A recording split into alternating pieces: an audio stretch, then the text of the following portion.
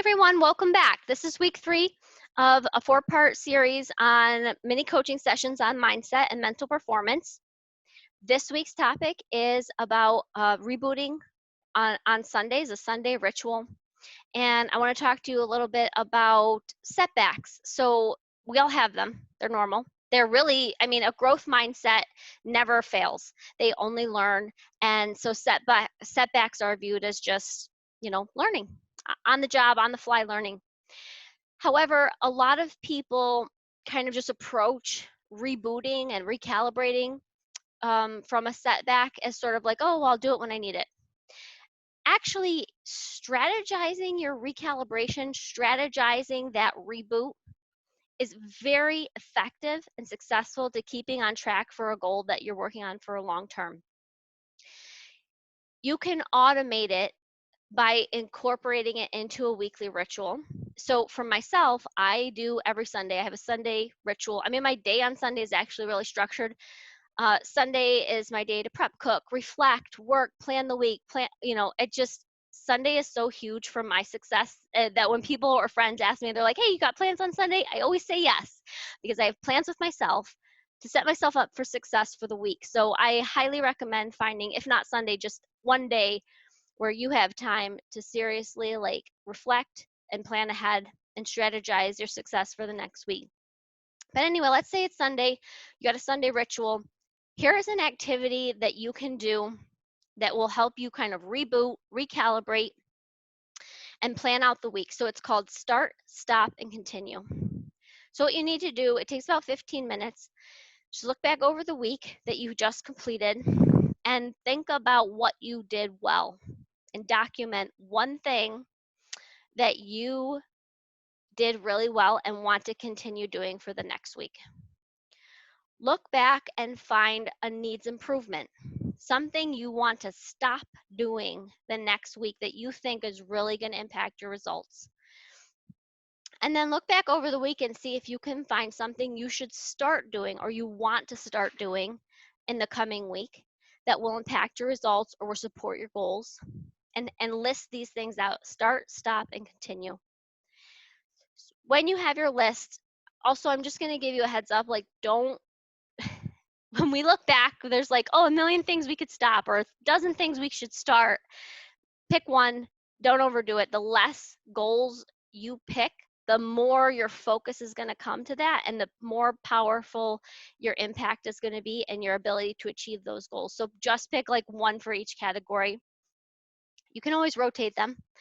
All right, so you got your start, stop, and continue. Okay, so you have your plan. So you now look ahead to the week and take a look at your schedule and see if there's anything at all coming up in the week that will be an obstacle to starting, stopping, or continuing these 3 goals. And then once you've identified those obstacles, note it down somewhere, put it in your agenda, put it in your calendar, circle it, highlight it, something, and then bring some of your problem solving skills to that and strategize how you can maneuver around that obstacle. A lot of times we get off track because we're caught by surprise for things. So especially with nutrition stuff, you're at work and it's someone's birthday and you brought a salad and everyone's having pizza for lunch. Or maybe it's an unexpected business trip. You have a job last minute, out of the office, or you're traveling and you had planned on eating this or planned on doing that. And, it got messed up and now you're super hungry and you're craving all kinds of crazy fast food and everything. And, so things like that, when you kind of take a look at your schedule, there are patterns of obstacles that appear everywhere. And so you can kind of come together every Sunday, bringing your attention and your focus and your problem solving to look at obstacles the week and pre-plan your success, strategize your success for the week and overcoming obstacles.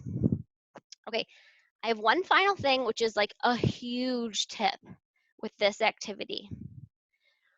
You have one goal to start, stop, and continue. Where do you think you should put the majority of your energy? Which of those things are really going to give you the most bang for your buck?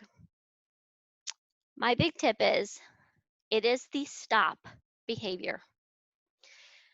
In my own practice with clients, and also when I've done training for this type of mental performance coaching and stuff like that, even the people who train me, the trainings I've done, everyone universally has observed that if a client stops their behavior, if that stop behavior they can do consistently, that impacts the goal 5 times what the start or continue behavior is, if doing it consistently.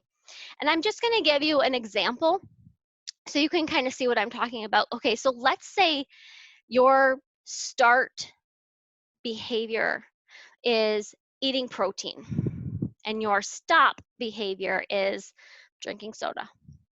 And the overall goal that your start, stop, and continue behaviors are targeting is a goal to lose weight. Now, eating lean protein at every meal, scientifically agreed upon and known to be a key fundamental of losing weight. Soda drinking, also known to be known to cause weight gain.